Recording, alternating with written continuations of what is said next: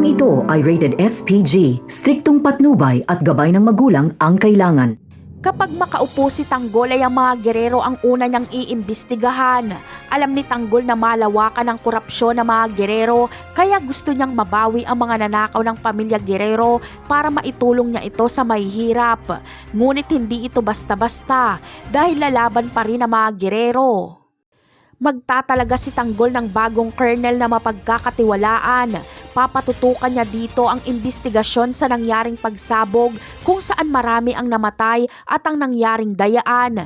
Kaya dito natutugisin ng kapulisan si Lucio. Ang pagkahuli ni Lucio ay malaking bagay para mapakulong si Roberto dahil papaaminin ni Tanggol si Lucio kung sino ang kanyang mastermind at wala namang magagawa si Lucio kundi ituro si Roberto. Samantala, ang pagiging mayor ni Tanggol ay napakalaking laban dahil susugpuin niya ang droga.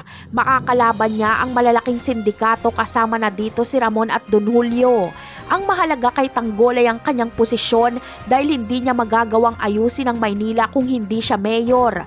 Gagawa kasi ng paraan si Don Julio at Ramon para mapatalsik si Tanggol para si Olivia ang maging mayor. Magagamit kasi nila si Olivia pero si Tanggol ay hindi nila mapapasunod.